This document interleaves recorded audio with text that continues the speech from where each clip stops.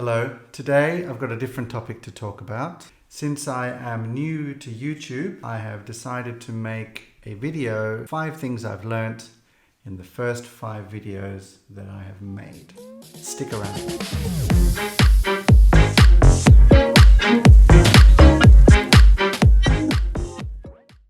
Hi there, welcome to Complete Communications Sweden. My name is Jesse and today's topic is slightly different from the photography topics. It's so funny with these things, isn't it? You research, you plan, you study, you figure out the best way you're going to do something, and then you finally get going. And what of course, you make mistakes. I've only made 5 videos and already I've made a ton of mistakes. So here I am to tell you the 5 things that I've learned since making my first 5 videos. Number 1, keep a notebook of ideas. Here's my book of YouTube ideas. And whenever I think of an idea or a topic or something I could make a video of, I add it to my list. As you can see here, I've come up with quite a few. By keeping a notebook, you'll never run out of ideas or topics for your next YouTube video. And this will also help you with my tip number 2. Set time aside to film more than one video at a time. In other words, once you're set up with all your cameras and lights and positioning, why not several videos in one go? This will turn out to be a real time saver and get you more productive. And to help you with that, of course, is your trusty book of ideas from tip number 1. And before you start filming, it's probably a good idea to figure out beforehand which topics you're going to cover that day.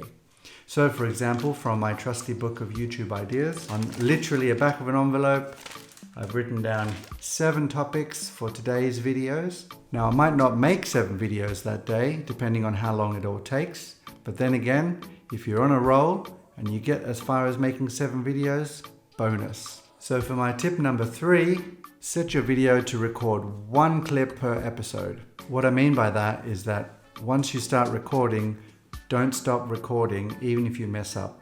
Just stop, pause, think about what you're going to say, and start talking again. This is a far easier way when you get to the point of editing your video, is you've got 1 clip per episode and all you're doing is trimming the video, cutting out all the bits that you don't need in your timeline. That to me has been a real time saver. It means I don't have to save my files in a particular way or give them file names or figure out what video is what topic. It means when I get to the point of editing the next video or the next episode is I'll drag in a clip, figure out which one it is, and simply import, digest, and start editing away. I've figured out that for me personally, this is a far easier way of keeping track of all the files. And really, if you make 4 videos in a day, you should only have 4 video clips that you need to get into your computer to start editing. For me, that's been a great lesson to learn. It's really helped me with my first 5 videos, and it's certainly what I did for my next 5 videos. So tip number 4 is to have a face to look at. What does that mean? For the first 5 videos, I spent a lot of time looking at the screen, at myself, and looking how I was and where I was standing rather than looking at you in the camera.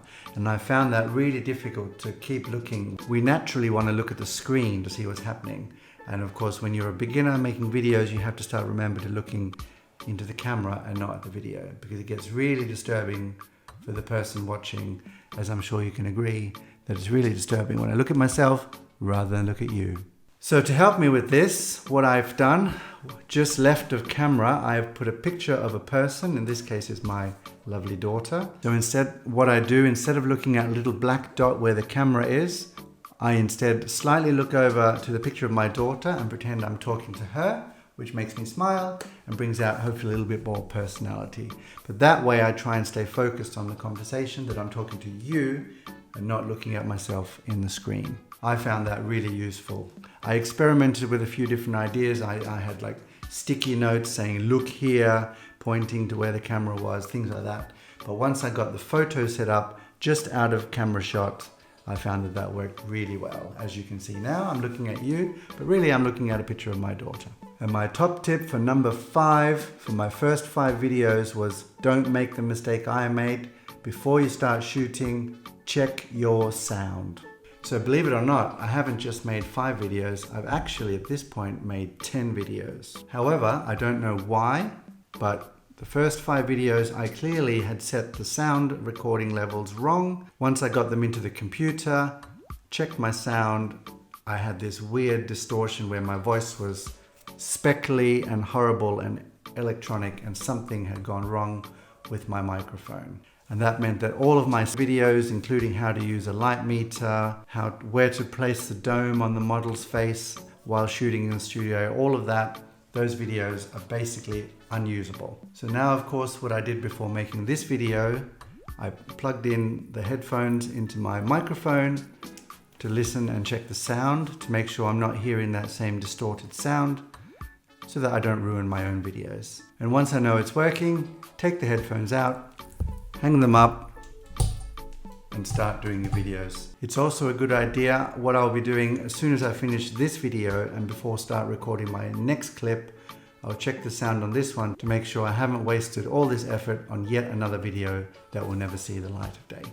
And one more bonus tip that I found that helps me to keep track of what I'm doing for each episode is to have a little whiteboard where I keep my notes of what I'm going to talk about. So as you can see, here are my 5 top tips written down on a board.